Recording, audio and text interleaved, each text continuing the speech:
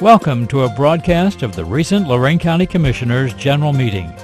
Unless otherwise announced, meetings are held Wednesday morning at 9:30 at the Administration Building, 226 Middle Avenue, 4th floor, downtown Elyria. These are public meetings and you are invited to attend. Agendas are posted prior to the meeting at www.loraincounty.us. Click on Departments to see the Commissioners page, then click on View Agenda. Well, good morning, everyone. If you'll please rise for the Pledge of Allegiance. I pledge allegiance to the flag of the United States of America and to the republic for which it stands, one nation, under God, indivisible, with liberty and justice for all. And our prayer this morning comes from Matthew 5:9. Jesus said, "Blessed are the peacemakers, for they will be called sons of God." And Commissioner Kalo has our dog this morning. You forgot to thank God for giving us the championship. Yes, thank you, God. And LeBron. The miracle, and LeBron, that's right. Thank God for giving us LeBron.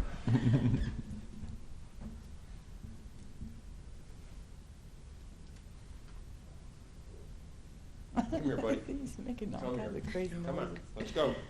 Come on. 15 minutes of fame. Our featured dog this week is about a 2-year-old Staffordshire Bulldog? Terrier. Terrier, okay. All right, looks bulldog too, but he is like the friendliest guy in the world. Playful. He was found near Camden Avenue in Lorain. He's available for adoption today. So, and we have 27 dogs in our dog kennel, so if he's not quite the right dog for you, stop in, but this guy's just going to make a wonderful pet for somebody.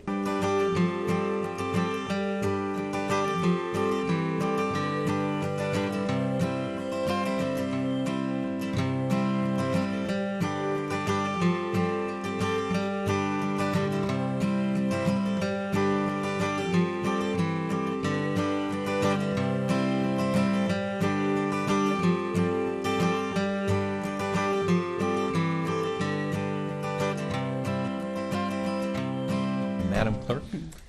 We have a proclamation today proclaiming today is Cleveland Cavaliers Day in Lorain County. As you may notice, we're all dressed in our Cavaliers attire, and we've told the employees about dressing in their Cavaliers attire as well with the big parade to welcome home the champions today. So I'll read this proclamation in the matter of proclaiming June 22nd, 2016 as Cleveland Cavaliers Day in Lorain County, Ohio, whereas Cleveland Cavaliers won, repeat that, Cleveland Cavaliers won the 2016 NBA championship on June 19, 2016 against those Golden State Warriors by a score of 93-89.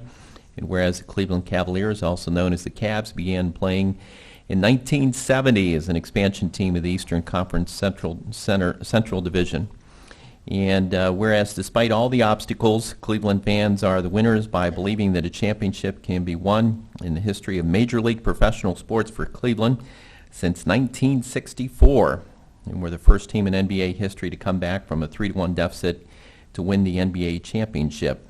Now, therefore, be it resolved by the Board of Commissioners of Lorain County, Ohio, that we hereby proclaim Wednesday, June 22nd, 2016, as Cleveland Cavaliers Day in Lorain County.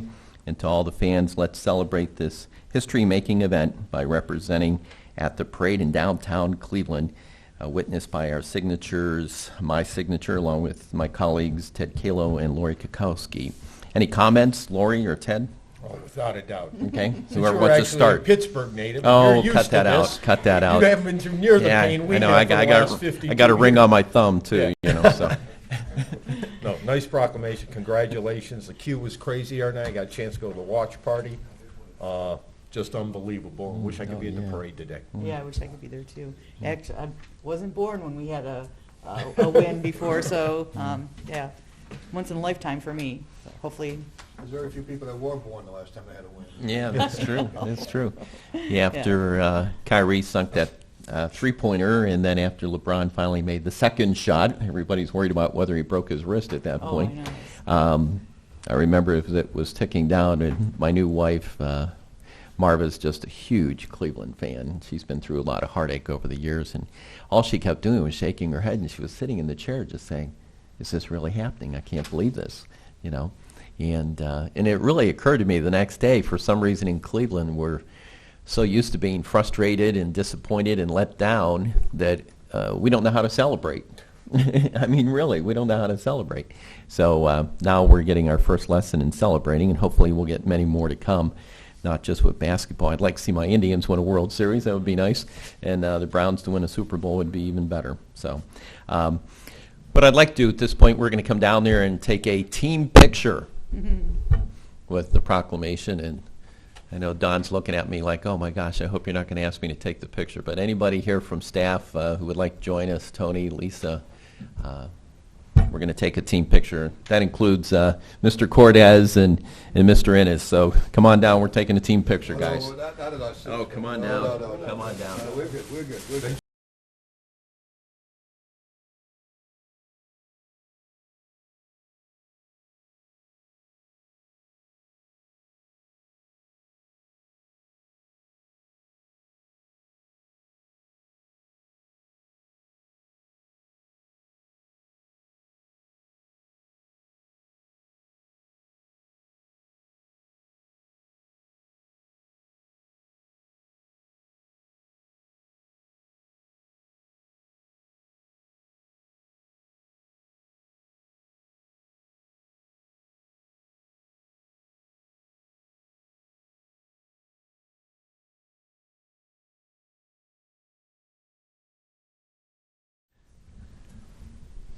We ready? Whenever you are. Under resolutions, number 1, investments. So move. Second. Discussion. Mr. Lundy, Aye. Mr. Kayla? Aye. Ms. Kowski? Aye. Appropriations. So move. Second. Discussion. Mr. Lundy, Aye. Mr. Kayla? Aye. Ms. Kowski? Aye. Transfers. So move. Second. Discussion. Mr. Lundy, Aye. Mr. Kayla? Aye. Ms. Kowski? Aye. No advances, no repayments, requisitions. So move. Second. Discussion. Mr. Lundy, Aye. Mr. Kayla? Aye. Ms. Kowski? Aye. Travel.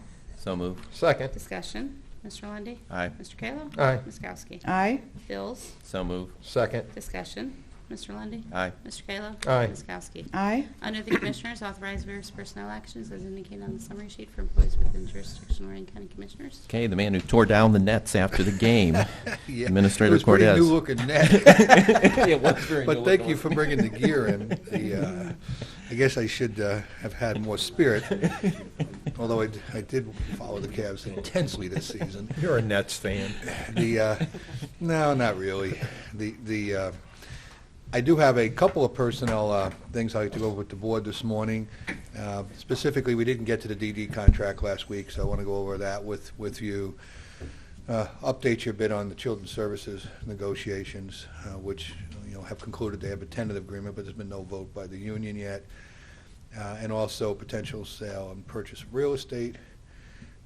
I do not have any hiring actions to talk to you about this week. So those subjects are allowable under the Sunshine Act for executive sessions discussion. So I'd ask at the conclusion of our regular board meeting, we go into executive session and talk about those issues. Thank you. Authorize payment of $1,000 to Boyer and Cool Home for Funerals, Lorain, for indigent veteran Wilbert Lewis McLean, Columbia Station, in accordance with the Ohio Revised Code 5901.25. So move. Second. Discussion. Mr. Lundy, Aye. Mr. Kayla? Aye. Ms. Kowski? Aye. Receive and journalize the municipal corporation annexation petition, approximately 0.6562 acres from Eaton Township to the Village of LaGrange, Mayor David DeVincio, agent, and to be placed on the July 5th, 2016 agenda for decision. Village of Grafton. Village Yes. of Grafton, I'm sorry. There is no hearing, it's just a decision, but Eaton Township, Jason Munson is here today, so I didn't know if you wanted to hear from him or Jason, nothing, did you or- have any comments? Okay. Okay. Okay.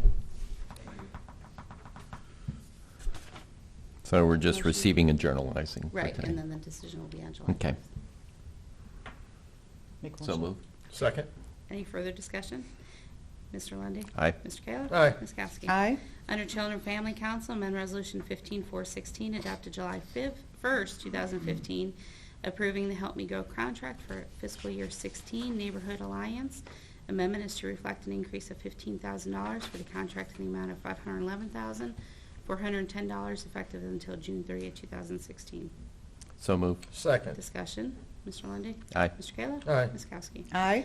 Under Community Development, award contract to GenMet Construction, LLC, Lorain, in the amount of $34,660, which includes a contingency for any unforeseen change orders for Joanne Zan at 4023 Case Road, Avon, to receive grant assistance from the CHIP Program Year 14 Private Owner Home Rehab. So move. Second. Discussion. Mr. Lundy. Aye. Mr. Kayla? Aye. Ms. Kowski? Aye. Enter an agreement with Boys and Girls Club of Lorain County to execute a school uniform, shoe, and jacket program for eligible low-income children in amount of $210,254.13 for Job and Families effective July 1st, 2016 through September 16, 2016. Authorized director to execute on behalf of the board with prosecutor's approval as to form. So move. Second. Discussion. Mr. Lundy. Aye. Mr. Kayla? Aye. Ms. Kowski? Aye. Under the Health District, request the auditor pursuant to Ohio Revised Code 5705.221 to certify Lorain County Board of Commissioners the total current tax valuation and the dollar amount of revenue that would be generated for Lorain County General Health District to be placed on the November 2016 ballot in accordance with the Ohio Revised Code 3709.29 for replacement and reduction of the 1 mil to 0.5 mils. So move. Second. Discussion. Just, I would just like to add, I guess, that it's good to see this taking place. Had a chance to attend the, the health board meeting when the decision was made to bring in Lorain, bring in Elyria, and bring in Avon Lake, and this is shows the importance of collaboration and cooperation and everybody working together, and plus at the same time for the residents seeing the millage reduced, they should be pleased by that. I just want to thank the director over there. Dave's done an amazing job in coordinating everything, and it was something that a lot of people thought couldn't be done, but looks like we're on the right path to finalizing everything. So hopefully the voters will be supportive of the initiative. Years and years of negotiations on Right. this. Mr. Lundy. So, aye. Mr. Kayla? Aye. Ms. Kowski? Aye. Mr. Cortez? I have no additional comments this morning. Thank you. Mr. Innes? I do have a couple of pending litigation things to update, and I also would mention that on this day of thanks, the person we should thank is Johnny Manziel, because the day he left, the Cavs, the Indians, and the Monsters all started winning. Yeah, right. That's true. Yeah. Commissioners report. It's been an extremely busy week besides watching the Cavs win and all the excitement of that. Last Thursday, I went down to Columbus with our team from Stepping Up. Those members of our team are Andy Lobenthal, who is our jail administrator, Judge Lisa Swensky, Charlie Neff, who is the director of the Mental Health Board, and Elizabeth Lindberg from the prosecutor's office, and myself. Stepping Up is an initiative that the commissioners chose to get involved with that is aimed at reducing the number of people with mental illness and or addiction issues in our jails. It was a great summit with a ton of information and people from all over Ohio, from many counties, who are passionate about this initiative. A lot of the focus came down to CIT training, which is critical intervention teams. It's law enforcement officers who get training on how to deal effectively with people with mental illness and also drug addiction, to try to de-escalate the situations, to hopefully get them from being put in jail in the first place, because unfortunately a lot of these people tend to sit there longer than your average person, and they probably need a medical attention rather than jail. So, and hopefully in the future it'll actually bring down our numbers of people in our jail, which will save our county a lot of money, hopefully. So our team will be having another meeting tomorrow to discuss some issues that we're going to need to ramp up this before next Thursday, where we're going to have another meeting at our transportation center where Supreme Court Justice Evelyn Lundberg Stratton will be there. So looking forward to that meeting. A lot of good stuff happening. Saturday we all had a duck tape festival parade, and it was a really nice parade. A lot of friendly people there in Avon, and the weather was nice. Then Sunday, that was Saturday. Monday, we attended the international breakfast with all the beautiful princesses from Lorain. I wish they would have had them all up front to Yeah, that would've introduce been nice, themselves yeah. because it was hard to see them and Mhm. all their beautiful Yeah, dresses right. and so. But other than that, it was a great breakfast. And then on Monday after that, I went to Judge Walther invited me to come to his first graduation of his Veterans Treatment Court. It was a really, really nice event. It's nice to see what we're doing for our veterans. I'm glad we made that a possibility when he came to us, where it was like a no-brainer for us. Yes, let's do this Veterans Treatment Court, and it's working out well. He had his first graduate today on Monday, and then Tuesday I actually thought I'm going to go to see Judge Moraldi. Also has a recovery court, not for veterans, but just for people with opiate addictions. And wow, we have two really great judges that are doing really, really good work, and I'm very proud of both of them. So I would encourage anybody to stop in and check out those two courtrooms when they're in session to see just exactly what's going on in Lorain County. End of my report.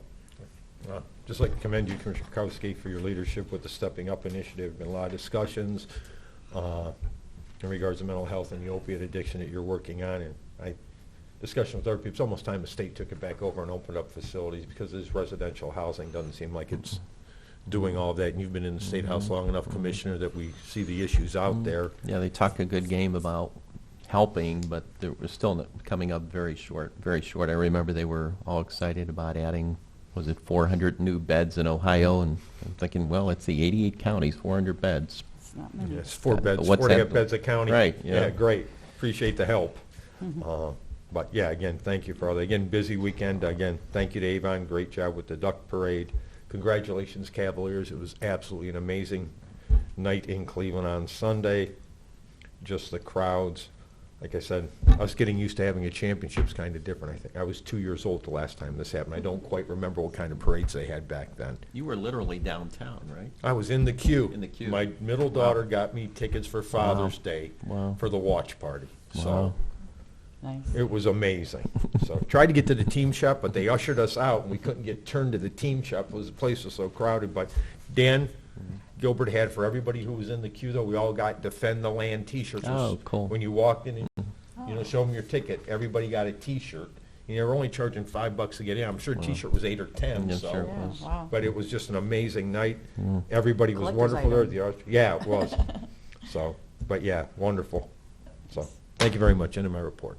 I'd like to congratulate North Ridgeville Chamber of Commerce for running another successful awards luncheon. Also, of course, Fish Festival celebrating its 50th anniversary. The Duct Tape Parade, we all participated in that on Saturday. It was very warm, and that's a long parade route. It's a good exercise for everybody, but a great turnout. You guys were handing out all the dog biscuits, and I was trying to distribute suckers to every single child that was had their hands out in bags. So if I skipped your child, I'm sorry, but I had to keep up with the rest of the parade. But I thought it was a great parade. Also, congratulations to Chase and Lisa Rittenauer. They had their big wedding reception on Saturday. Just a very nice event, and boy, what a great couple, a dynamic couple they are. The Lorain International Festival breakfast, very much enjoyed that, and kudos and congratulations to Don Nickerson and the whole team, always putting together such a successful event each and every year.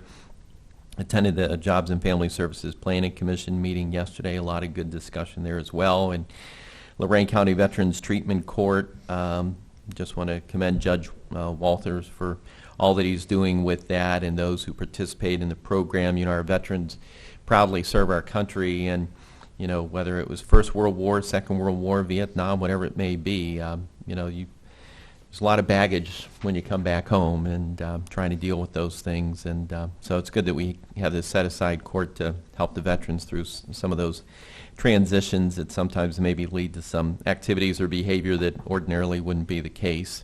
And of course, congratulations to our Cavaliers. And it was pointed out when I was listening to the sports talk after Game 6, one of the callers called in, and even the broadcasters hadn't realized it. But remember, the score of the game was 115-101. When you add those numbers up, it's 216. 216.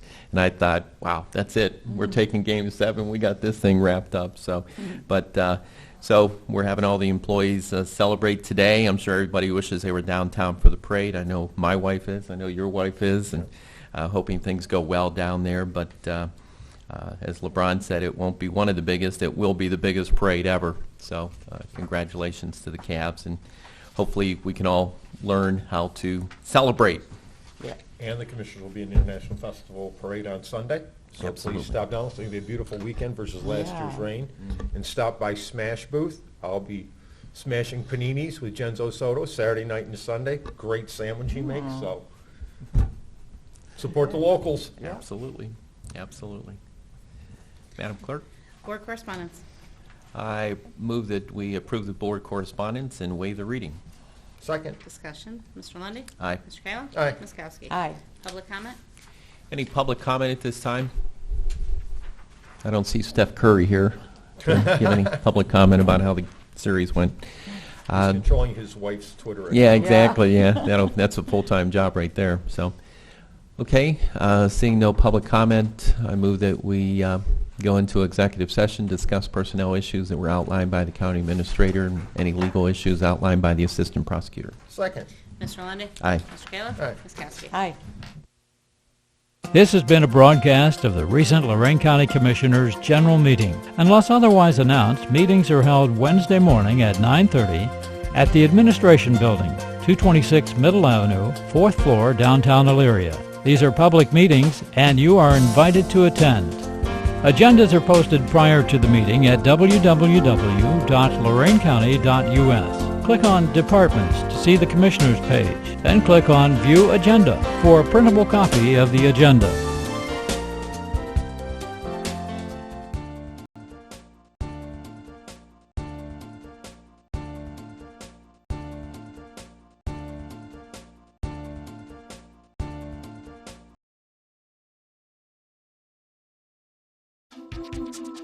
We load up an 18-foot trailer, rugs, cables, audio-video equipment, sound systems, all the lighting.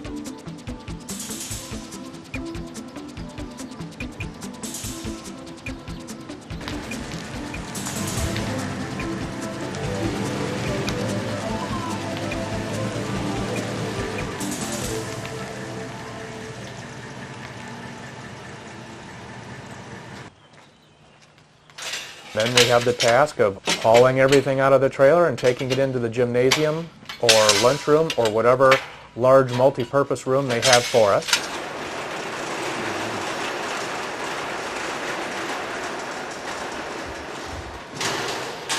We're generally there for the whole day. If we're going to be back at the school the next day, we can leave our equipment still set up. If we're going to be at a different school the next day, then we have the job of removing it from the multi-purpose room and taking it back to the trailer, loading up the trailer, and locking it up and calling it quits for the day. It started in January 2007 with CERTS, which is Safe Routes to School. And Ken had an idea to develop the Safety Star program. It has escalated to the point where, as of this year's date, we have seen 38,000 students in Lorain County. County Engineer's Office is quite proud to announce that the Safe Routes to School program has been initiated throughout Lorain County. We're very excited about this. To help these children from grades K to 4, teaching them to walk the street safely is very important to us. We've seen statistics that quite frankly shock us. Many times we read and see stories of pedestrians being hit by automobiles in Lorain County, and it just tears my heart to see these children from K to 4 part of that. This program is to stop that, to help diminish those type of situations, and to educate these children on crossing the street safely. And we're quite happy to announce. We bring safety to the school. We're self-contained. We have all the mock simulations of scenarios such as busy intersections. We have all the roads, movie screens, our audio-video system, streets, sidewalks, grass, working traffic signals, working railroad signals. and we bring that all to the school so the student does not have to leave. To make sure that all the lights, bulbs are working.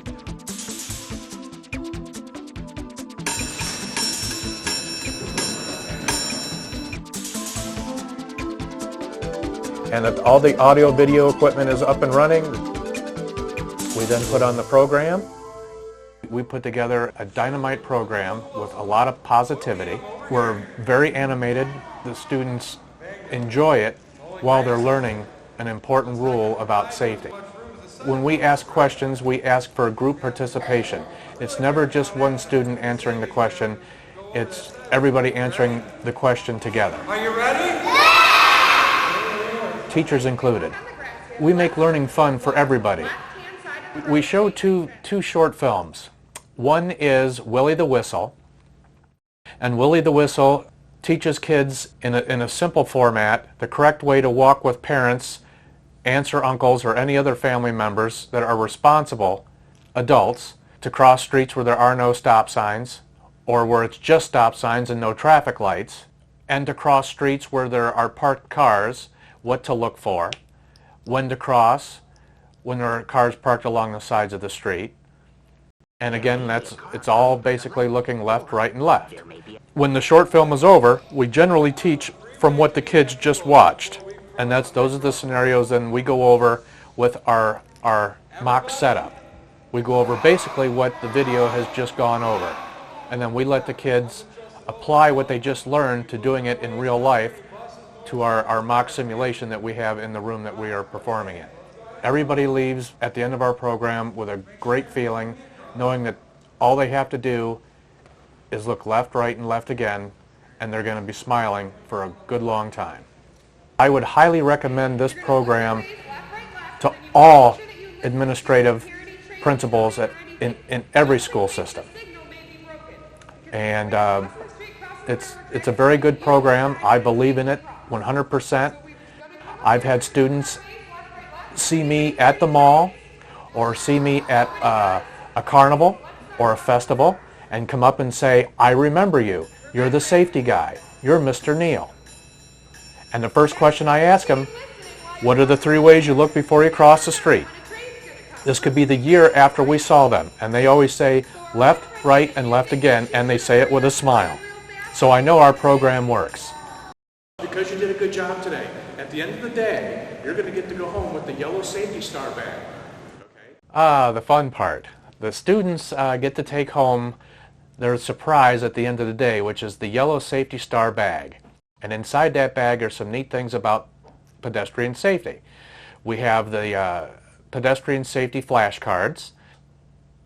They also will get the Safety Star Certificate of Participation, which has their school name on it and the date.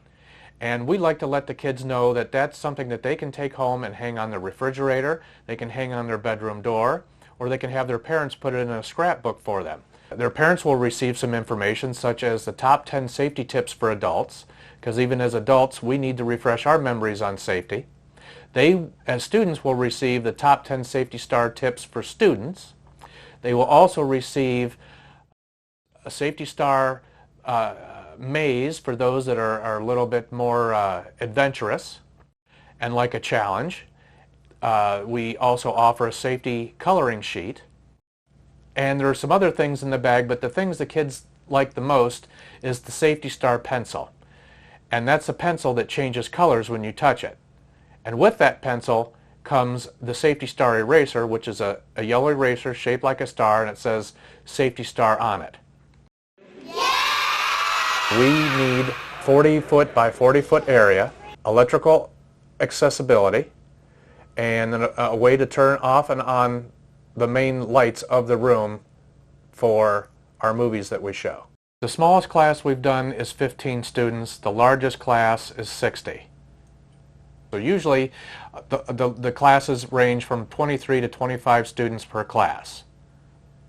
There are occasions where the school has to schedule 2 classes at a time. We're very flexible. We do have the ability to fit into smaller rooms, so we pretty much will accommodate to what they can offer. I would highly recommend this program to all principals in every school system. At the end of the day, I feel very, very good. I'm excited that I know that kids are going to practice what they've learned, and I can go home and sleep good at night knowing that those children are going to get to school safely, they're going to get home safely, they're going to be smiling, and their parents are going to be smiling because everybody is safe.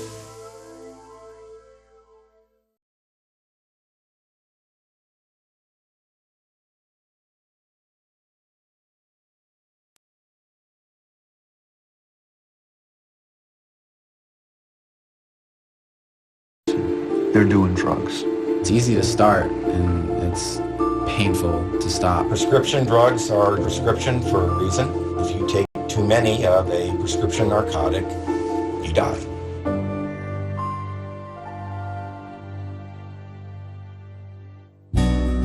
Chelsea was very well liked by her friends and by her teachers. Ronnie was going down to Tennessee State to be the next player to come out of Tennessee State. Joey was extremely popular, just surrounded by friends. Mark was an athletic, fit-looking kid. Aaron enjoyed talking and debating with any and all people. The prescription pain pill problem is a huge epidemic. This is an epidemic. This is an epidemic that is infiltrated our young people. We never had a conversation with Joey about prescription drugs because we truly had no idea that there was any kind of recreational use going on. How many guys know it's not used by anyone? The first time I started doing painkillers was when I was 17. I would steal pills from my friend's mom. Her stepmom had script for Vicodin. That was like heaven. I went in her room and stole Vicodin every day. He would ask to use the bathroom in other people's homes, and he'd go in there and go in their medicine cabinets and steal prescription drugs. These medications are available everywhere in every socioeconomic environment. Ronnie was the starting halfback, one of our best players. He got several scholarship offers. Ronnie was very popular in the neighborhood. Ronnie was a neat freak, clean freak, always had his hair braided. When he got into the pill use, his mood changed. He changed, like, was that Dr. Jekyll, Mr. Hyde? Ronnie's appearance really deteriorated, and it was really unlike him. I said, "Are you doing drugs?" And my son looked at me with these eyes of, "How could you even think of that, Mom?" I was walking up to football practice. My coach was walking towards me. He just had this crazy look on his face. He goes, "You think they might have found your brother?" And I was like, to me, I was like goofing. I was like, I didn't know he went missing. So I was like making her like goofing off. And he was like, "No, Justin, seriously, they might have found his body." And I was like, "Wait a minute." I was like, "Whoa, what?" He's like, "Yeah, they discovered a body in an apartment in Telford." I never thought my son would take prescription drugs without a prescription. Parents often trip themselves up by asking a simple question: "Are you using drugs?" No. One has to be able to say, "I'm seeing some signs here that concern me." He was a little bit more argumentative. We thought that was maybe hormones. The person has what we call pinpoint pupils. Literally, the pupils look like a pinpoint. She slept odd hours. We didn't know why he was sleeping so late. If I wasn't able to get high, then I didn't want to get out of bed because, the physical withdrawals. We were missing tinfoil from the kitchen, missing spoons. We'd find the pens that were cut in half. Straws. There were a lot of charges coming on the credit cards. We thought that there was somebody stealing money out of her account. That's probably a pretty good clue there's something going on. Joey was pretty upset with his roommates. They were spending all their money on medication. Had I known that the medications that they were taking were so dangerous, I would have told them, "You're not even going back to that place." If you feel something's going on, you got to investigate. I thought it was just a phase. We partied when we were in high school, and it's just sort of a phase you go through as you grow, experience life, and you grow out of it. And I thought he was on that track. Joey had been found and he was unconscious. He had all these medications that he had just received from this doctor. More than likely, he crushed and snorted it. We're just being completely hit blindly by, a situation we had absolutely no understanding of and no notice of. And in the meantime, my husband's in the house. I'm out front in the front of the house just wondering what we're dealing with here. And so finally Joe just came out and said he's gone.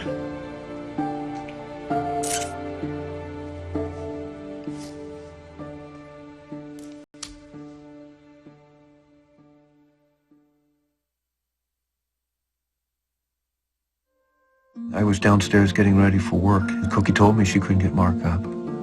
Mark was powerful and had the nickname in some circles of Tank.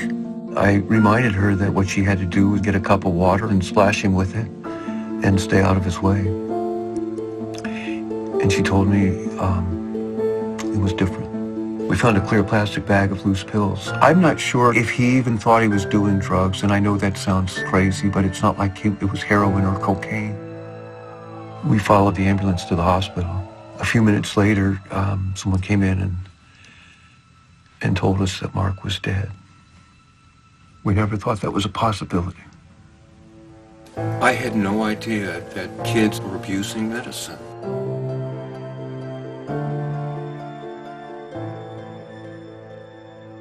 I came home one night, saw the basement light on, and went up to the window, and my son was crushing and snorting the pills. We would find pills in the shoes, in the jackets that are hanging in the closet, in the pockets. I found some pills hidden under his cushion. They were in his socks. I never checked my kid's socks. He took the light switch plate off and put them in there. Look everywhere. Is it an invasion? No. You're doing the right thing as a parent.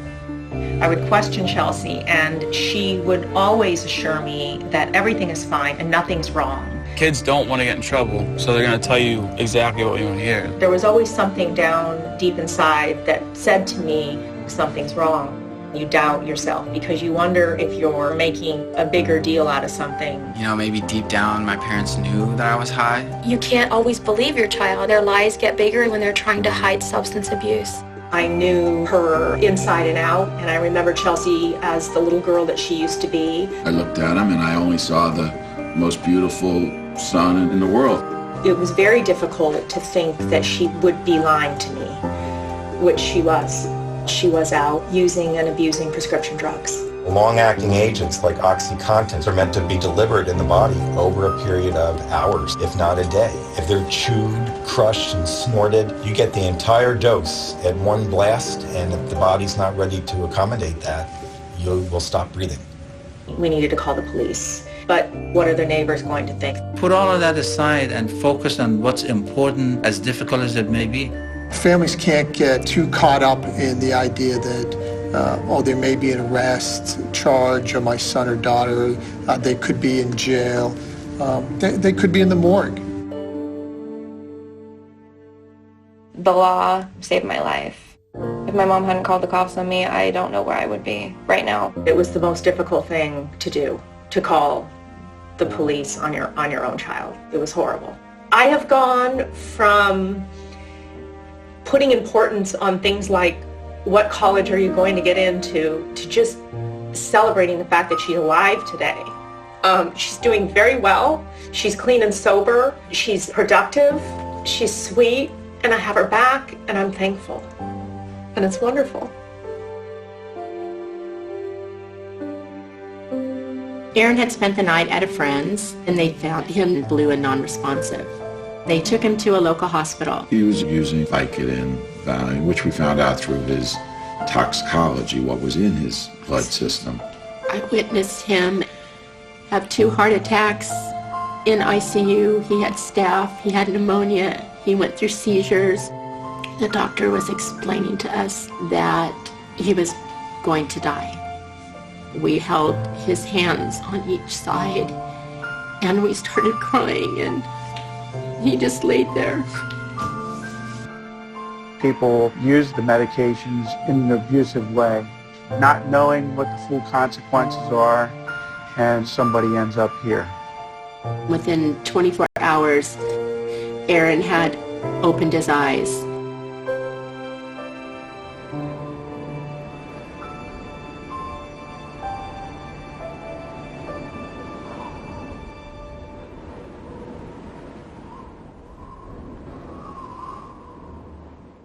Parents are the first line of defense in terms of prescription drug abuse. You gotta sit your kids down. You just gotta tell them about the severity of the problem. There's a number of steps that you can take.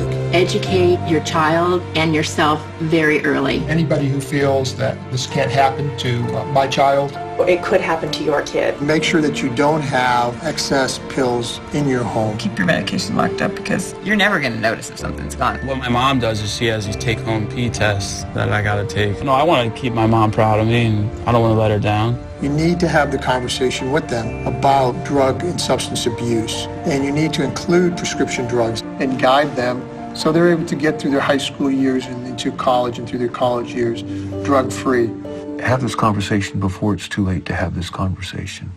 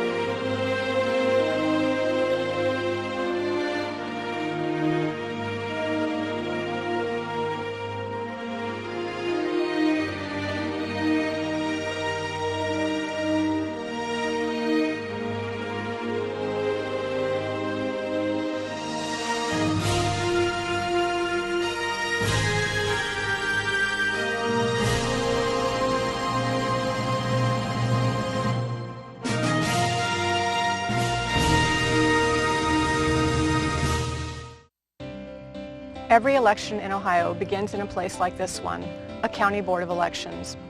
In each of Ohio's 88 counties, a county board of elections is responsible for planning and conducting all federal, state, and local elections. While everyone in Ohio is aware that elections take place, not everyone has the opportunity to see what goes on behind the scenes.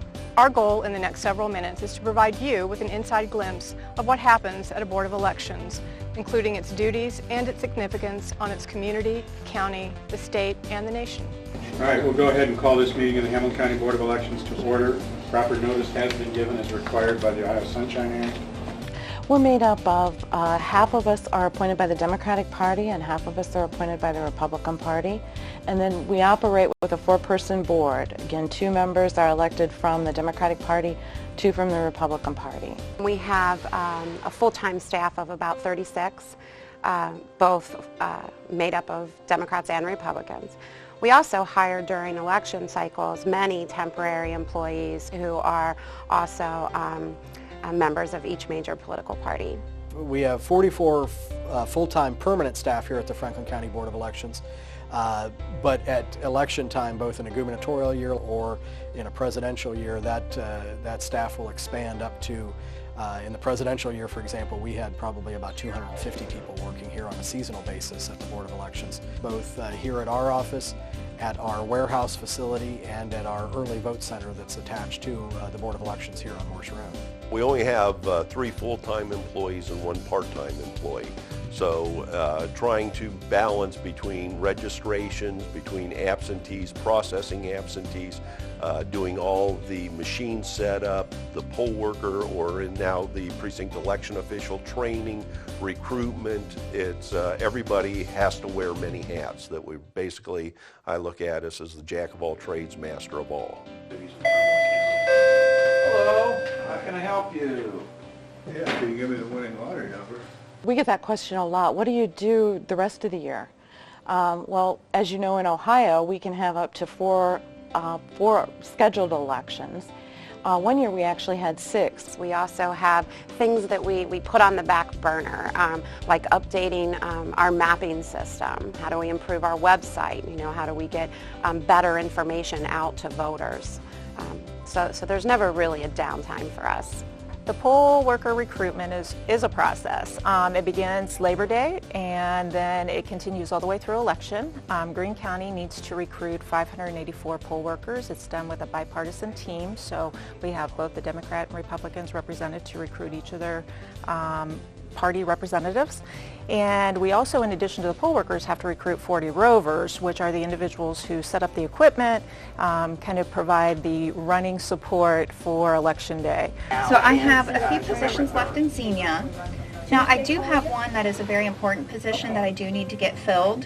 What's your current address? And I'll give you a couple options of what you need to do. There is a 3-hour training class that's required, and we have several dates and times available for that. Hi everybody, my name is Jane and I'm with the Franklin County Board of Elections, and as you know, you're here to be trained as precinct election officials. How many of you have worked before? Hallelujah. That's wonderful. I'm so happy. We require here in Franklin County our poll workers to go through training every election, and because the landscape of Ohio elections, as we all know, changes so rapidly every year, and we just feel that that investment is very valuable to us. We could not do this without you. The most sacred right that we have as Americans is the right to vote. You make it possible for the voters, the 850,000 voters in Franklin County, to vote.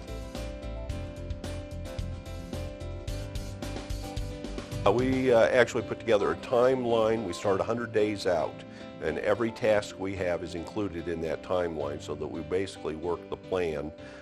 Everything from starting to do the UOCAVA notices.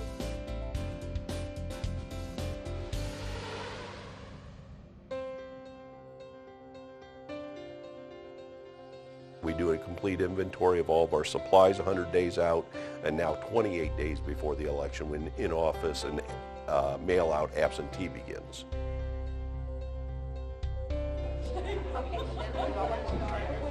Blended A2, if they want a paper ballot or if they're a provisional, they're going to have ballots already printed.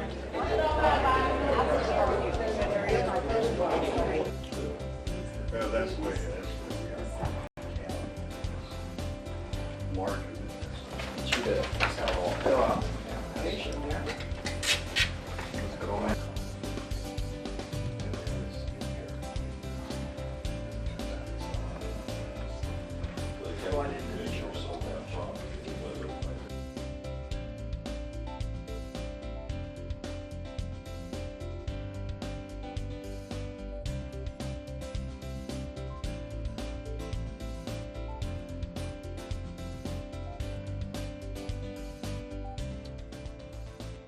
When a voter requests an absentee ballot, we have a program that will actually bring up their ballot image.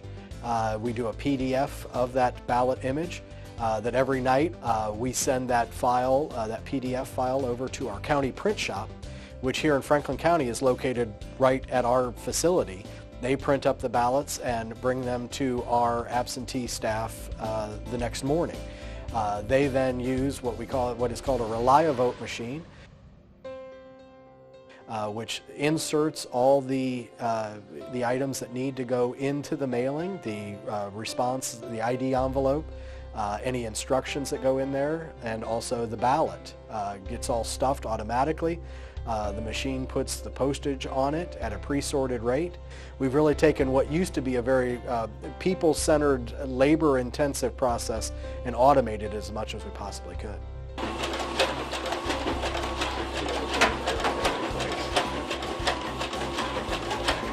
We get an absentee application in, so we have that application reviewed by both an R and a D. That's the dual party check, so they both initial off on the application. Then we have a part-time person that basically goes through as a third set of eyes to review it to make sure that the right ballot was pulled, that the address that we're sending it to is correct on the mailing label, and then actually folds and stuffs the envelope and then processes it for mailing. They're all zeros, which means we have cleared a memory card, and no one has cast a ballot on this when we send it out.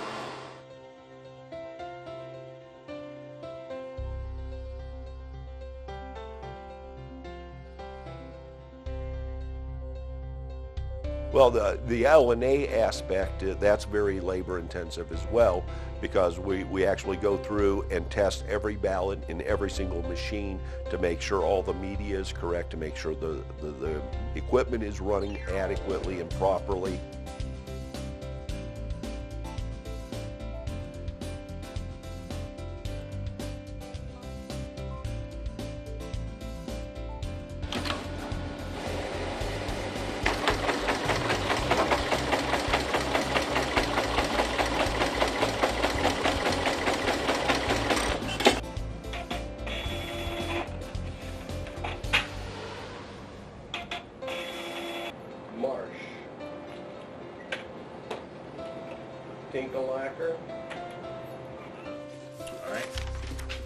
Back on the record. The board has heard the results of the test deck. What is the pleasure of the board? We accept the results of the test deck. Second. Have a motion and second to accept the results of the test deck. Is there any discussion? Hearing none, call the roll.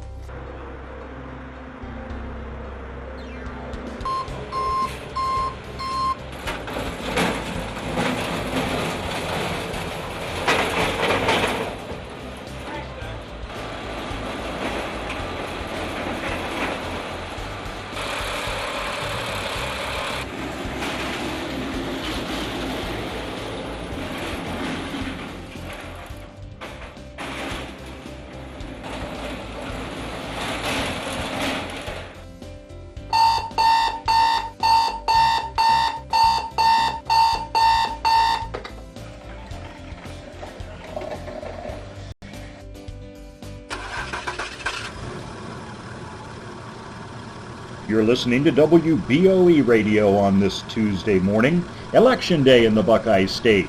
And I hope each and every one of you is ready to go to the polls today to exercise your most precious right as an American, the right to vote. Hey, Marty. Well, hello there. How are you? I enjoy it. I feel like it's important that we sometimes we're short-staffed in Madison County. I feel like someone has to do it. I enjoy it, and a little bit of extra money's nice too.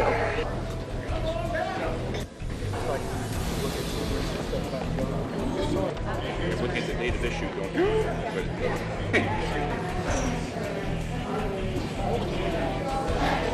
Here's your ballot. Take it right back here.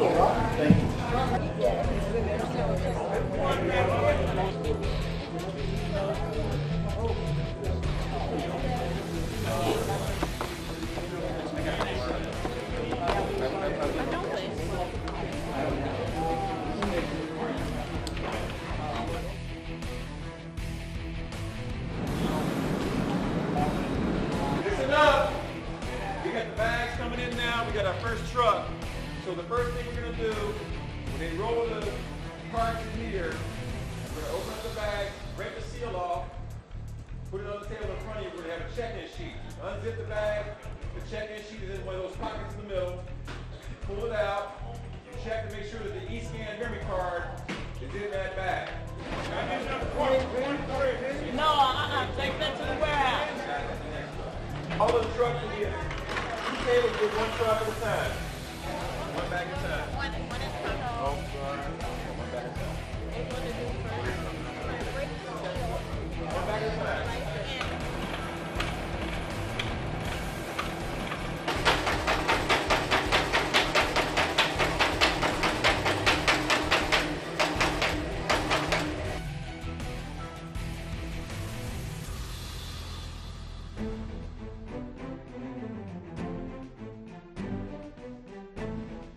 There's lots going on still after Election Day. There's a lot of different projects that's involved in preparing for the official count.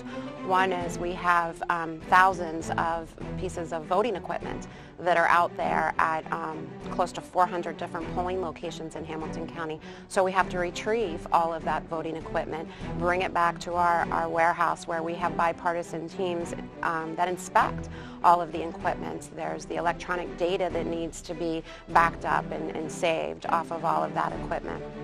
We also have ballot accounting to conduct. We have bipartisan teams that go through the reconciliation sheets and make sure that every ballot that should have been counted was counted in the unofficial count. We also have the provisional verification process, which is a very tedious process and takes a large number of staff to complete that process. There is no way to do a Republican election and there's no way to do a Democrat election. There is a way to do a good election. It's really something that's incredible to witness because you have, people who obviously have strong affiliations with one party or another, but when they come here into the Board of Elections, they all have a common goal of conducting a fair and efficient election.